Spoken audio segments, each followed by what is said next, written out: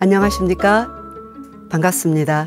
저는 대한웰다잉협회 웰다잉 전문 강사 조충미입니다. 오늘 여러분들과 함께 아름다운 삶, 아름다운 마무리, 웰다잉에서 그 중에서도 가장 또 중요한 것 중에 하나인 바람직한 장래 문화에 대해서 이야기하고자 합니다. 오늘 여러분들과 함께 이야기 나눌 강의 순서는요. 장래 문화는 인구학적 변화에 따라서 매우 다양하게 변화하고 있습니다. 또한 급격하게 변화하고 있습니다. 그래서 인구학적 변화에 따른 장래 문화가 어떻게 변화하고 있는지, 둘째, 상례나 장례의 정의는 무엇이고 그 의미는 무엇인가, 또한 일반적인 상례나 장례의 예식의 과정에 대해서 다뤄보겠습니다. 또한 우리나라는 다양한 종교가 존재하고 있습니다. 그러다 보니 종교별 죽음관이라든가 그에 따른 장례 예식이 매우 다양합니다. 또한 현대사회에서 어떻게 하면 우리는 바람직한 장례 문화를 할 것인가, 그 부분에 대해서 살펴보도록 하겠습니다. 여러분, 우리는 어디서 왔고 지금 무엇을 하고 또 앞으로 어디로 가는 것일까요? 아름다운 삶, 아름다운 마무리, 웰다잉에서 우리가 가장 다루는 것 중에 하나는 우리는 언젠가는 죽는다는 진리 앞에 있다는 것입니다. 우리가 태어날 때 우리의 의지대로 태어나지 못했듯이 언젠가는 우리가 잘 살다가 마무리를 해야 되는데요. 혹시 여러분들은 죽음의 다양한 이름을 알고 계시나요? 네. 여러분 아시다시피 우리나라는 과거에 유교 국가였죠. 주로 사람이 죽게 되면 임종을 하셨다, 이런 말씀을 많이 듣습니다. 그 임종을 하셨다는 말은 주로 유교에서 하는 말들이죠. 그렇지만 또 기독교인들은 소천을 한다, 하나님의 부름을 따라서 다 원래 간다, 이 소천이라는 말을 쓰고 있습니다.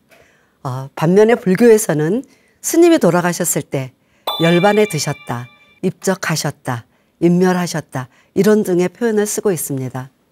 그렇다면 천주교에서는 착한 마무리를 짓는다, 이런 의미로 선종을 했다, 이렇게 말을 합니다.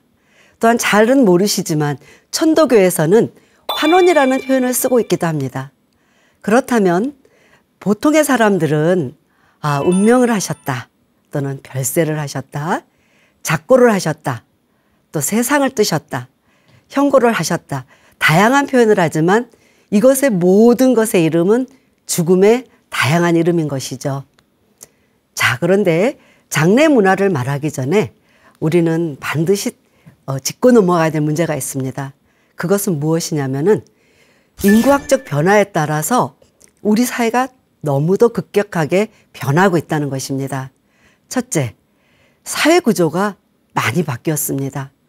과거 농경사회에서 대가족 제도로 있었지만 이미 우리는 오래전에 현대산업기술사로 핵가족으로 바뀌었습니다. 그런데 이제는 핵가족을 넘어서 1인 가구가 급격히 증가하고 있습니다. 2023년도 통계를 보면 우리나라에 약 2100만 가구가 있는데 그중에 1인 가구의 비율이 약 750만 가구라고 합니다. 이런 통계만 잠깐 보아도 3분의 1이 넘는 가구가 1인 가구로 가고 있는데요. 그 증가세는 점점 더 심해질 것으로 보고 있습니다. 세 번째로는 우리는 이미 초고령 사회로 진입했다는 것입니다. 최근에 초고령 사회란 말씀을 많이 들었을 것입니다. 초고령 사회라는 것은 만 65세 이상을 넘는 사람이 인구 중에서 차지하고 있는 비율을 말합니다. 우리나라 인구는 한 5,200만이 좀 안 되는 걸로 통계를 잡고 있는데요. 그중에 65세 이상이 1,000만 명이 된 것을 우리가 초고령 사회에 진입했다, 이렇게 표현을 합니다. 여러분 다 아시다시피 1955년 제1차 베이비 부머 세대는 이미 노년층이 되었고 머지않아 제2차 베이비 부머 세대도 초고령 사회로 진입을 하게 됩니다. 그러다 보니 1인 가구의 증가와 또한 초고령 사회에서 나이 많은 사람들이 많기 때문에 이 장래 문화는 미래의 일이 아니라 바로 우리가 부닥치고 있는 현실의 문제가 된 것입니다. 그 다음에는 과거에는 장례를 치른다 그러면은 가정이나 고인 중심으로 장례를 치루었습니다. 비단 서울뿐만 아니라 도시뿐만이 아니라 지방에서도 그렇게 했죠. 그렇지만 지금은 도시화되고 산업화된 이러한 배경 때문에 장례식장에서 대부분 하고 있고요. 또한 고인 중심이 아니라 상조 중심으로 바뀌고 있습니다. 그러면 시골은 예외일까요? 지방도 마찬가지입니다. 여러분 아시다시피 지방으로 갈수록 노인 인구가 많고 1인 가구가 급격히 더 많이 있습니다. 그러다 보니 이제는 지방에서도 장례식장에서 장례를 치를 수밖에 없는 상황에 이른 것이죠. 역시 여러분 혹시 러시안 크로스 현상이라고 알고 계시나요? 자, 오늘날 우리나라의 출생률이 몇 프로신 거는 아마 그 방송을 통해서 신문을 통해서 많이 알고 계실 것입니다. 지금 우리나라의 출생률은 약 0.7%입니다. 그에 비해서 사망률은 급증하고 있습니다. 제가 그래프를 하나 보여드릴 것인데요. 우리나라는 2020년도를 기점으로 해서 그래프에서 보시는 바와 같이 사망률은 급격히 높아지고 있고 출생률은 저조하고 있습니다. 최근에 들어서 출생률이 잠시 반등했다는 반가운 소식이 있는데요. 앞으로도 많은 출생률이 높아지기를 기대해 봅니다. 이렇게 출생자 수와 사망자 수가 아래에 보이는 그래프처럼 이렇게 변화를 하고 있는데요. 통계청 자료에 의하면은 우리나라의 사망자 수는 매년 증가를 합니다. 그래서 2060년에는 가장 정점에 달할 것으로 추정하고 있습니다. 왜 그런가 하면은 사망자 수가 증가하고 또한 1인 가구가 증가하고 그에 따라서 지금 베이비 부머 세대들이 향후 10년, 20년, 30년 후에는 어쩔 수 없이 사망할 수 있는 그러한 구조를 가지고 있기 때문에입니다. 그렇다면은 장례 문화가 왜 제대로 된 것이 필요할까요? 여러분들은 웰빙이라는 소리를 굉장히 많이 들으셨죠? 맞습니다. 우리가 사는 동안에 잘 살고 또 잘 존재하는 것 매우 중요합니다. 그리고 나이를 들어가면서 잘 늙어가는 것, 웰 에이징이라고 하죠. 요즘은 너나 나나 할 것 없이 전부 다 젊어지고 싶은 마음에 안티 에이징이라는 말도 많이 쓰는데요. 저는 액티브 시니어라는 말을 좀 더 쓰고 싶습니다. 자연스럽게 또는 멋지게 나이를 들어간다는 것 또한 굉장히 아름다운 과정이기 때문입니다. 잘 에이징을 하고 웰 에이징을 해서 언젠가는 우리는 웰 다잉을 하게 됩니다. 잘 죽는다는 것은 어떤 의미일까요? 살아서 잘 존재하는 것만큼 존엄한 죽음과 품위 있는 죽음을 맞이하는 것은 어찌 보면 인생을 마무리하는 데 있어서 가장 중요한 것입니다. 그런데 그 장례를 당사자가 할 수 있을까요? 네, 맞습니다. 우리는 언제, 어디서, 어떻게 죽을 줄 누구도 모릅니다. 또한 자기 혼자 가는 길이죠. 남아있는 사람들이 해야 되는 일인 것이죠. 그런데 여기에 대한 생각이 많이 바뀌고 있습니다. 과연 장례가 남아있는 가족들의 또는 유족들이 다 해야 되는 일일까요? 여기에 대한 근본적인 생각도 최근에는 많이 바뀌고 있습니다. 자, 그렇다면 상례는 무엇이고 장례는 무엇인지 한번 알아보겠습니다. 자, 우리나라는 과거에 유교권이었죠. 지금은 많이 그것이 희미해지긴 했지만 과거에는 관혼상제.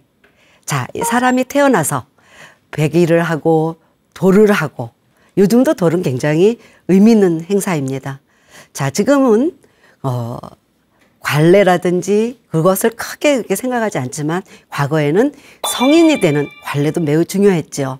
또한 제2의 출발, 제2의 출발이라 할 수 있는 혼례. 혼례 또한 매우 중요한 의미였습니다. 그리고 가장 중요한 것 중에 하나, 언젠가 우리가 이 세상을 하직할 때 했던 관례, 관혼상제할 때 우리가 굉장히 중요한 것입니다. 그리고 가신 분을 기리는 제례. 자, 오늘은 이 중에서도 상례와 장례에 대해서 집중적으로 말씀드리겠습니다. 상례라는 것은 인간의 마지막 길에 예를 갖추어 보내드리는 절차를 말합니다. 일생의 여러 가지 통과 의례 중에 하나로서 이 세상의 삶을 종식하는 것으로서 사실은 잘 마무리하는 것만큼 중요한 것이 또 없다 생각합니다. 그렇다면 장례는 무엇일까요? 네, 장례는 죽음을 처리하는 과정에서 행해지는 일련의 모든 과정을 말하는 것입니다. 그렇기 때문에 장례식을 치른다 할 때 장례식은 장사를 포함한 여러 가지 의식과 절차를 하는 것을 말하는 거죠. 자, 그렇다면 장례의 의미는 무엇일까요? 네, 첫째, 제가 좀 전에 말씀드린 것처럼 누구나 품위 있고 존엄한 마무리를 희망합니다. 물론 임종을 맞이한 당사자는 그것을 할 수 없지만 이미 고인이 된 사람을 애도하고 잘 갈 수 있도록 환송하는 그런 의미를 갖고 있다 볼 수 있겠습니다. 또한 사실은 가족이 죽음을 맞이한다는 것은 남은 유족에게는 가장 큰 아픔이기도 합니다. 특히 최근에 우리는 많은 사건 사고를 경험합니다. 여행을 갔다 죽을 수도 있고 즐겁게 회식을 하다 나오고 있을 수도 있습니다. 그렇기 때문에 단순히 장례라는 것은 그 사람을 보내는 것 이상 매우 큰 의미를 가지고 있습니다. 나이가 들어서 자연스럽게 생을 마감했을 때는 우리가 그것을 담담하게 할 수 있지만 만약에 사건 사고라든지 또는 병이나 기타 이유로 자식을 먼저 보내야 된다든지 또는 형제간을 먼저 보내야 된다고 했을 때는 그 남은 유족들은 매우 상처가 큽니다. 그럴 때 이 남은 유족을 어떻게 위로할 것인가? 또한 이 유족들이 어떻게 정상 생활을 할 수 있도록 잘 도와줄 것인가? 이러한 것을 할 수 있는 것이 장례의 의미라고 할 수 있겠습니다. 또한 이것은 다소 철학적인 의미인데요. 과거에는 우리가 보통 장례식을 한다 그러면 예를 들어서 할아버지 할머니의 장례를 한다. 그러면은 자연스럽게 아이들이 그것을 보고 익힘으로 인해서 사람이 죽는다는 건 이런 것이구나. 자연스럽게 배움의 터전이 되었습니다. 그런데 오늘날은 장례식장에서 하다 보니 학생들이 학교를 가야 된다든가 또는 손주들이 다른 일을 해야 된다는 이유로 사실은 장례식장을 계속 잊지 않는 경우도 우리가 종종 볼 수 있습니다. 또한 타인의 죽음을 통해서 또는 가족의 죽음을 통해서 죽는다는 것이 무엇인가 또는 산다는 것이 무엇인가 그것에 대해서 우리가 한 번 더 생각해 볼 수 있는 것이죠. 자, 그렇다면은 장례의 기능은 어떤 것이 있을까요? 네, 첫 번째로는 고인. 자, 여기서 이제 시신이 되겠죠. 시신을 잘 처리하는 과정이 장례의 가장 대표적인 기능이라 할 게 있습니다. 또한 둘째로는 아까 가족들은 죽음에 대해서 처연한 분들도 계시지만 죽음 앞에서 매우 두려워하시는 분들 많습니다. 실제로 입관 절차를 할 때 두려워서 못 들어가겠다. 이런 분들도 종종 계십니다. 자, 장례를 잘 함으로 인해서 우리는 두려움을 극복할 수 있습니다. 또한 좀 전에 말씀드린 것처럼 장례의 모든 일련의 과정을 함으로 인해서 어린 자녀라든지 많은 사람들이 그것을 교육의 장이 될 수도 있습니다. 이것을 우리가 사회적 교육의 과정이라고 할 수 있겠습니다. 또한 공동체가 결속할 수 있는 계기를 주기도 합니다.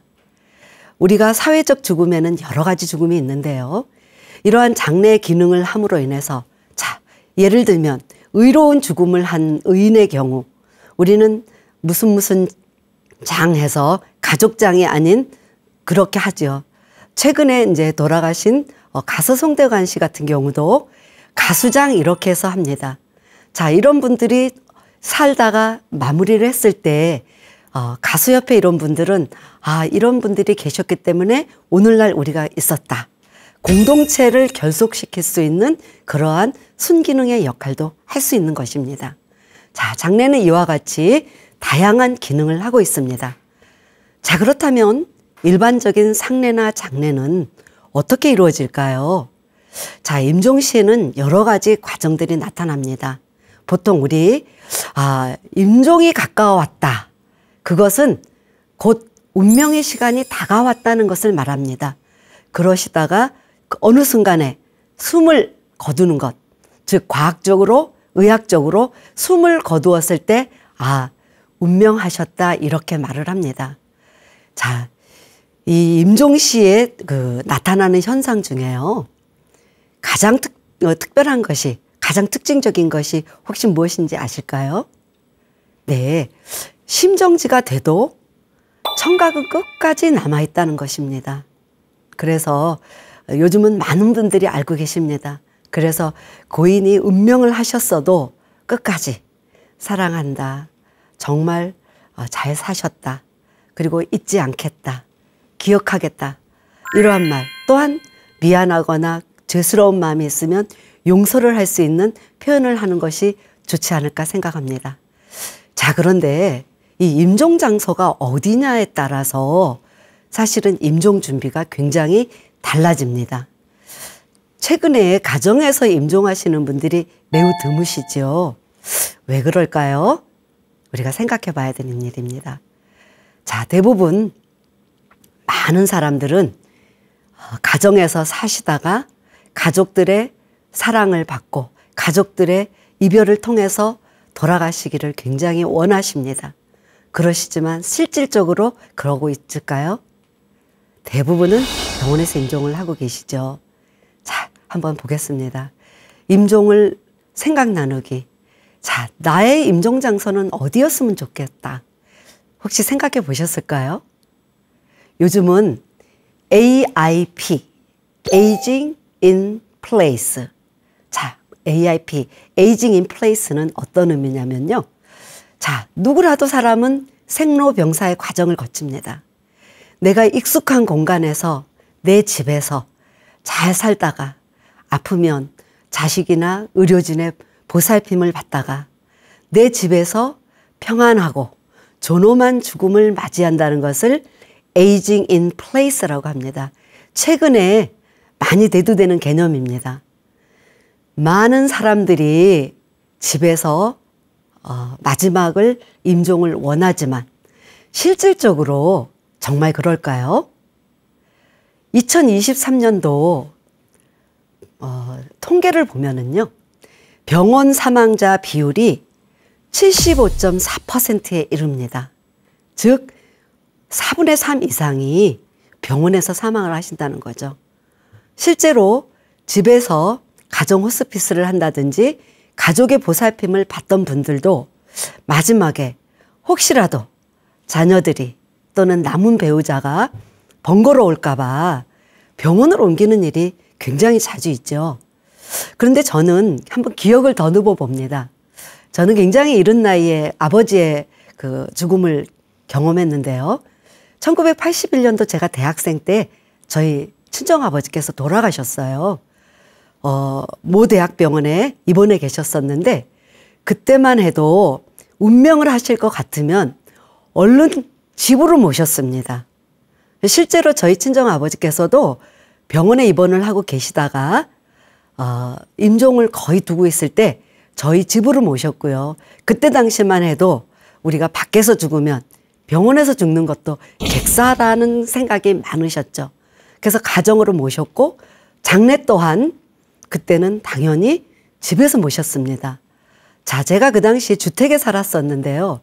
주택에서 다 많은 사람을 치를 수 없지 않습니까? 자, 근조중이라는 등을 걸고 그 동네에 있는 많은 분들이 천막을 치고 차양을 치고 3일 동안 초상을 치르는 것을 다 협조해 주셨습니다. 그리고 동네 어귀에 집이 모자라니까 비좁으니까 나와서 했던 기억이 아직도 선명합니다. 이제는 그것이 아마 옛날에 추억이 돼버리고 말았는데요. 실제로 우리가 그 임종을 하려면 굉장히 챙겨야 될 것들이 많습니다. 어떤 것들이 있는가 한번 찾아보겠습니다. 사실은 우리가 죽음을 하게 되면은 매우 절차가 복잡합니다. 내가 어떠한 것을 해야 될 것인지, 또 죽음은 어떻게 해야 될 것인지, 장례는 어떤 절차를 할 것인지, 또 부고는 어느 선에서 해야 될 것인지, 이러한 것들을 결정해야 될 것들이 굉장히 많습니다. 또한 집에서 돌아가시는 경우에는 사망진단서는 어떻게 해야 될 것인지, 이러한 것들이 실질적으로 굉장히 많습니다. 그런데 이제 대부분 요즘은 상조회사라든지 또는 장례식장에 연락을 하면 거기에서 일괄적으로 많이 대행을 해주고 있습니다. 실제적으로 고인이 돌아가시게 되면은 가족들은 매우 당황할 수밖에 없습니다. 그렇기 때문에 이러한 살 시스템이 많이 운영되고 있는 것들이죠. 자, 그런데 우리나라만큼 다양한 종교를 가지고 있는 나라는 매우 찾기 힘듭니다. 우리나라는 첫째, 한국 전통적인 무속신앙이 있죠. 자, 과거에는 여러분들 지금도 혹시 그러시는 분들이 계실 수 있는데요. 죽음에 대한 두려움이 매우 내재되어 있었죠. 그래서 사람이 사는 곳과 죽은 자가 사는 곳이 구분이 확실했고, 우리가 장례식장을 갔다 올다 치면은 뭐 소금을 뿌린다든지 이러한 일들이 빈번히 있었습니다. 또한 집안에 대소사를 놔두고서는 실질적으로 가지를 않았죠. 그렇지만 어느 순간 웰다잉의 생각이 많이 전파되고 사람들의 생각이 바뀌기 시작했습니다. 죽음을 자연스러운 현상으로 받아들이게 된 거죠. 그러다 보니 우리 무속신앙에서도 많이 바뀌었고요. 또한 기독교 천주교에서는 또 예법이 다릅니다. 기독교에서는 부활을 하고 영생이 있고 천국이 있다고 믿죠. 대부분 기독교 신자들은 절 대신에 헌화나 목례나 또는 묵념을 하기도 합니다. 또 상조와도 목례로 하죠. 그렇지만 전통적 예법에서는 상조와 맞절을 하기도 합니다. 그리고 천주교는 같은 듯 하면서 매우 다릅니다. 기독교에서는 향을 올리지 않지만 불교나 천주교에서는 향을 올리지요. 그리고 천주교에서는 매우 또한 그 연도 기도라는 것을 합니다. 평소에 천주교 신자가 아니었다 하더라도 바로 죽음 직전에 만약에 나는 천주교 신자가 되고 싶습니다 하면은 대세라는 것을 받습니다. 대세를 받게 되면은 그 순간부터 천주교 신자가 된다고 합니다. 그랬을 때는 생전에 몰랐던 사람들이지만 천주교에 있는 많은 교우들이 오셔서 연도 기도를 해주기도 합니다. 우리가 소위 그 삼가 고인의 명복을 빕니다 라는 말을 많이 하시는데요. 사실 그 말은 불교에서 온 예법이라고 합니다. 불교에서는 윤회사상과 해탈을 하고 열반이 있다고 생각을 하기 때문에 실질적으로 화장이라는 말 대신에는 다비식이라는 말을 하고 있죠. 그리고 우리가 흔히 들고 있는 49제라든지 뭐 100일제라든가 이런 것들을 하고 있습니다. 그리고 불교에서는 특히나 어차피 한 줌의 흙으로 간다라는 생각을 가지고 있기 때문에 화장, 즉 다비식을 당연한 것으로 여기고 있죠. 그렇지만 우리가 지금 가장 혼동하고 있는 것 중에 하나는 유교에 관련된 것들입니다. 사실 유교는 중국에서 오지 않았습니까? 그렇지만 지금 오늘날 중국이 유교 국가인가요? 네, 맞습니다. 중국은 오늘날 유교 국가 아닙니다. 그럼에도 불구하고 한국에는 아직도 유교 죽음관과 일반 무속신앙과 또는 기타 등이 많이 혼재돼서 헷갈리고 있죠. 유교하면은 가장 대표적인 분이 누구십니까? 네, 맞습니다. 공자님이십니다. 공자님께 여쭙답니다, 제자가. 스승님, 죽음이 무엇입니까? 이렇게 여쭙대요. 공자님 말씀하시기를 삶도 모르는데 어찌 죽음을 알겠느냐. 이리 보면은 공자님은 현실주의자셨던 것 같습니다. 즉 공자님의 말씀은 지금 이 순간 우리가 최선을 다하면서 사는 것이 곧 웰빙이다. 아마 공자님은 그 당시에 웰빙이라는 말씀은 모르셨지만 지금 이 순간 내가 살고 있는 상황에서 최선을 다해야 된다는 것에 대해서 말씀하신 게 아닌가 싶습니다. 자, 그렇다면은 오늘날 우리 현세 사회는 바람직한 장례는 무엇일까라고 많은 고민을 하고 있습니다. 자, 바람직한 장례 문화를 말하기에 앞서 그렇다면 우리 장례 문화는 어떤 문제점을 가지고 있는가? 이 부분을 먼저 한번 살펴보도록 하겠습니다. 자, 여러분들 장례식장에 가면 요즘 상주들이 무엇을 입고 있죠? 네, 까만 양복에 영정을 하고 있습니다. 그리고 가슴에는 검은 리본을 달기도 하죠. 자, 우리나라 수의가 검은 수의였나요? 네, 여러분도 아시다시피 우리나라는 과거에 백이민족이라고 했죠.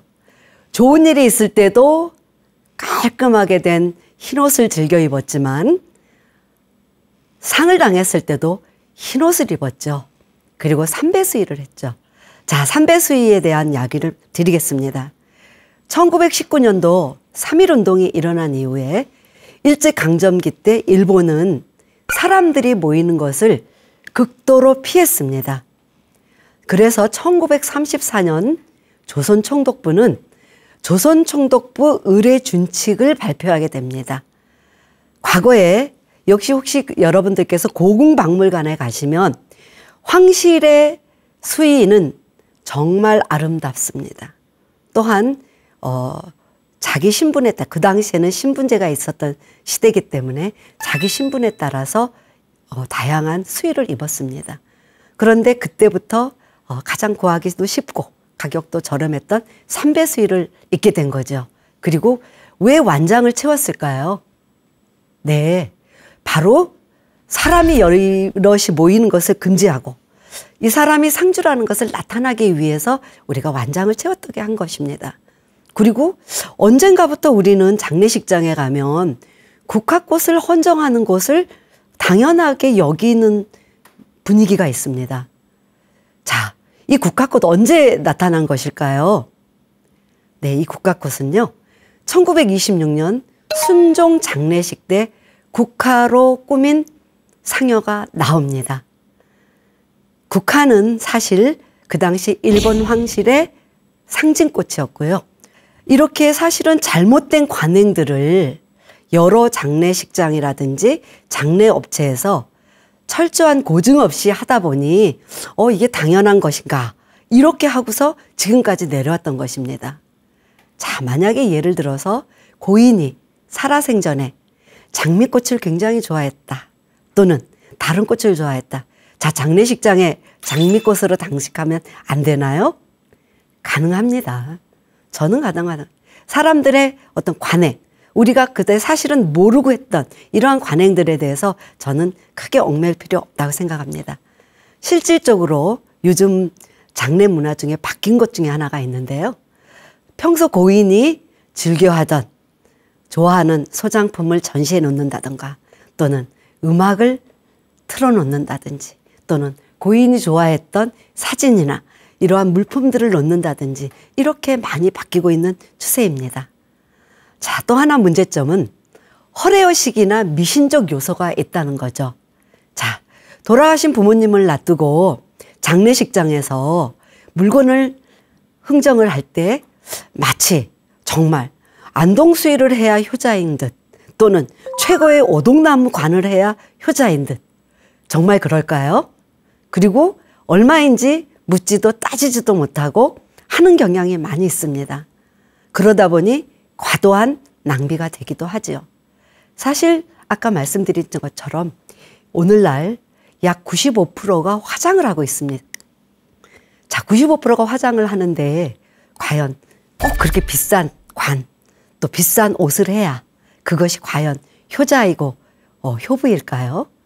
그리고 지나친 상술에 대한 문제도 있습니다. 그리고 장례식장의 조화, 마치 나 이런 사람이야, 내 자식은 이런 사람들이야, 이런 것을 마치 자랑이나 하듯 또는 과시를 하듯 하는데, 물론 고인을 애도하고 고인의 가는 길에 꽃길을 만들어 드리는 거 굉장히 좋습니다. 그렇지만 지나친, 그리고 실질적으로 그 꽃이 실제 생화가 아니라 조화인 경우도 굉장히 많습니다. 그리고 부의금 문화도 우리가 한 번 더 생각해 봐야 됩니다. 과거에는 개라든가 혼자 하기 힘들었기 때문에 서로 어려운 사람들을 도와준다는 참여에서 부의금 문화가 있었습니다. 그리고 하나는 가장 중요한 것 중에 하나는 또 매장의 문제점입니다. 장례 문화 아직도 맞습니다.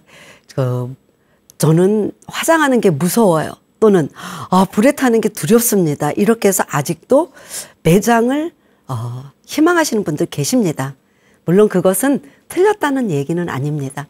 누구든지 자기의 선택으로 할 수 있는 것이기 때문이죠. 자, 그런데 우리나라는 국토의 70%가 산입니다. 그리고 그중에 개발 가능한 땅은 30%밖에 되지 않습니다. 그런데 그중에 1%가 묘지라는 것을 혹시 아시나요? 약 1,500만 기 중에서 20%인 300만 기가 무연고의 묘라는 것입니다. 자, 묘를 해놓고 잘 가꾸면 문제될 것이 없죠. 자, 그렇다면 바람직한 장례 문화는 어떤 방향으로 가면 좋을까? 어떻게 하면 개선이 될 수 있을까? 그 부분에 대해서 생각해 보도록 하겠습니다. 아까 제가 좀 전에 수의에 대해서 말씀드렸습니다. 상주들은 또는 유가족들은 안동수의라고 생각하고 제일 비싼 것을 고를 수도 있습니다. 그렇지만 실질적으로 요즘 수의의 대부분은 거의 중국산인 거 알고 계시죠? 네, 그래서 요즘은 어떤 운동이 일어나고 있냐면요. 평소에 아끼는 옷을 수의로 하자. 자, 저는 5년 전에 제 아들을 결혼을 시켰는데요. 사실 제 아들이 결혼할 때 저는 제 결혼보다 정말 행복하고 기뻤습니다. 그리고 그때 신랑 어머니로서 제가 혼주 한복을 했는데요. 앞으로 나의 수의는 결혼식 날, 아들 결혼식 날 입었던 한복, 가장 행복하고 정말 기뻤던 순간의 옷을 가는 순간에도 입고 싶다. 그 외에도 자기가 평소 즐겨 입는 양복이라든지 또는 면으로 된 예쁜 원피스라든지 이런 것들 전부 다 수의로 할 수 있습니다. 우리가 지금껏 수의는 삼배로 해야 돼 라는 그런 생각을 이 기회에 한번 생각해 보셨으면 좋겠습니다. 자, 둘째. 제가 좀 전에 말씀드렸듯이 95%가 지금 화장을 하고 있다고 그랬습니다. 자, 최근에는 종이관 이용이 굉장히 늘어나고 있습니다. 저 또한 종이관을 쓰려고 합니다. 우리나라 한지는 세계적으로도 굉장히 유명하고 질도 좋죠. 그리고 무엇보다도 이것은 환경오염을 줄여줍니다. 그리고 요즘은 메모리얼 다이아몬드라든지 이러한 것으로 하는 유골 보석으로 하기도 합니다. 실제로 외국 업체인데요.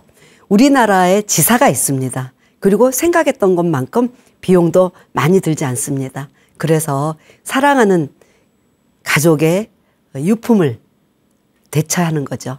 뭐 반지를 만들 수도 있고요. 또는 목걸이 펜던트도 만들 수도 있고 그래서 그 유골 보석도 있습니다. 또한 그 스마트폰 장례도 많이 이루어지고 있습니다. 여러분들은 우리 모두는 코로나 시기를 경험했죠. 그때 당시에 몇몇 지인들이 돌아가신 것을 저는 경험했는데 그때 정말 참 참담했습니다. 여러분 아시다시피 그때 당시에는 제대로 된 장례 절차를 할 수 없이 가족에게 확인만 하고 그 시신을 화장하는 다른 혹시라도 전염이 될까봐 그런 우려 속에서 진행이 됐었습니다. 참 너무 가슴 아픈 일이었죠. 그런데 실질적으로 그때 당시에 스마트폰 장례라든가 요즘 최근에 메타버스라든지 AR을 이용해서 많은 그러한 방법들이 대두되었습니다. 실질적으로 최근에는 AI가 굉장히 발전을 하고 있습니다. 그래서 그 AI를 이용한 장례식도 많이 발전되고 있습니다. 2020년도 6월 22일부터 우리나라에서는 친환경 자연장에 대한 장례 문화를 매우 권장하고 있습니다. 다음 차시에 제가 다양한 장례 문화를 할 때 어떠한 친환경 자연장이 있는지 거기에 대해서는 말씀드리겠습니다. 또한 플라스틱 조화를 금지하고 있습니다. 여러분, 그 플라스틱 조화에서 발생되는 미세먼지나 미세 플라스틱이 일반 조화에 비해서 엄청 높다는 거 혹시 알고 계십니까? 사실은 조화 자체도 플라스틱이지만 이 근조환으로 쓰이고 있는 플라스틱 조화는 새 조화에 비해서 5.8배나 높답니다. 각종 환경 호르몬이라든지 중금속들이 엄청 발생되고 있고요. 실제로 질이 너무 좋지 않아서 재활용조차 불가능한 것입니다. 그러다 보니까 플라스틱 조화를 금지하는 곳이 굉장히 많습니다. 자, 그 다음 온라인 추모관이 매우 확산되고 있습니다. 보건복지부는요, 3D 추모관을 개관했습니다. 좀 전에 말씀드렸던 것처럼 코로나19 이후에 비대면으로도 할 수 있는 것들이 많이 되었습니다. 아시다시피 여러분들 요즘은 세계화에 살다 있습니다. 그러다 보니 자녀들이 외국에 거주하는 경우도 많고 국내에 거주하더라도 여러 가지 사정으로 인해서 못할 수도 있습니다. 그래서 2020년 9월 추석에 이 하늘 장사 시스템을 도입을 했습니다. 실질적으로 해외 동포들의 이용이 매우 급증하고 있는데요. 통계에 의하면 20만 명 이상이 이용하고 있답니다. 제가 아까 장례식장에서 많은 그 바가지라든지 상원이 있을 수 있다고 그랬지 않습니까? 자, 그런 것들을 한국장례문화진흥원 이런 곳에 전화를 하거나 또는 보건복지부 노인지원과에 연락을 하시면은 언제든지 여러분들이 아실 수 있습니다. 자, 그렇다면 외국은 도대체 어떻게 장례를 하고 있을까요? 자, 외국에서는 어떻게 장례를 하고 있는지 그것도 한번 살펴보겠습니다. 유럽은 대부분이 화장을 하고 있습니다. 자, 대부분의 화장시설을 가지고 있고요. 미네스룬드라는 것을 제가 알게 됐어요. 자, 이 미네스룬드는 이를테면은 묘지 공원과 같은 것입니다. 그리고 실질적으로 가서 보면은 동네 한 곳에 또는 동네 한 어귀에 공원 묘지가 대부분 되어 있습니다.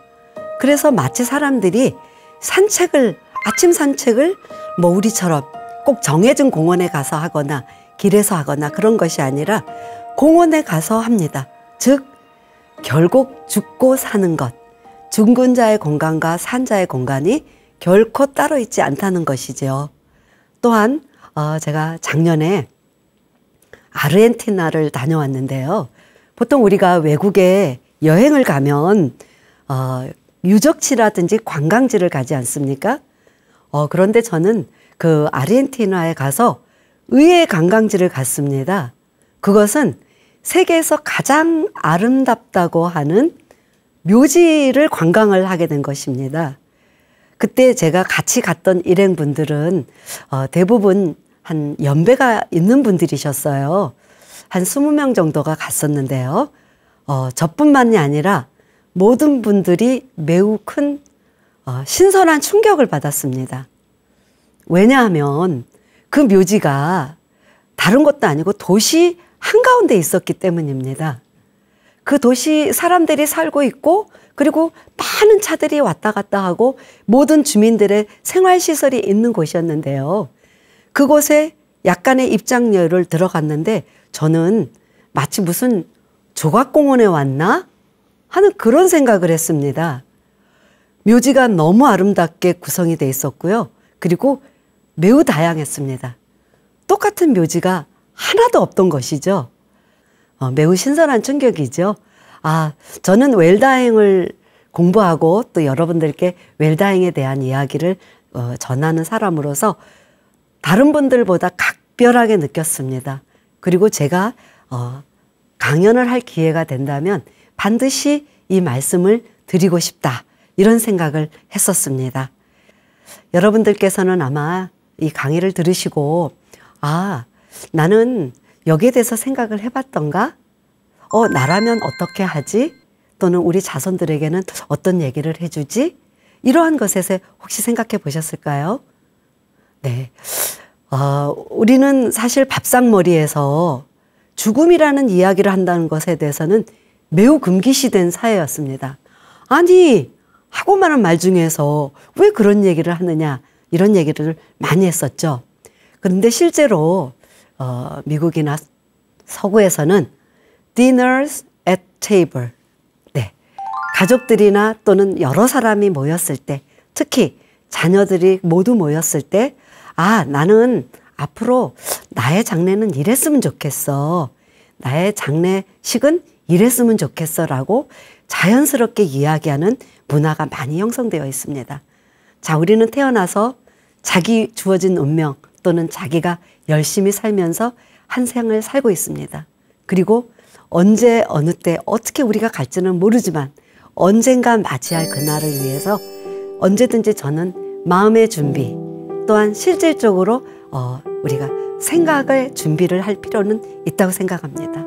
그리고 또한 생각으로만 머물지 마시고 구체적으로 가족들과 이야기를 한다든가 배우자와 얘기를 한다든가 또한 마치 배우자라든지 가족이 없는 분들은 친구에게 이야기를 한다든지 저는 이러한 이야기가 공론화됐으면 굉장히 좋겠다. 이러한 바람을 늘 가지고 있습니다. 자, 이와 같이 여러분들과 함께 오늘은 바람직한 장례 문화는 어떤 것이며 이러한 개선 방향은 어떤 것인가에 대하여 이야기 나누어 봤습니다. 자, 이번 강의가 여러분들에게 자그마한 생각의 변화를 줄 수 있는 계기가 되리라 생각하며 이상으로 강의를 마치겠습니다. 감사합니다.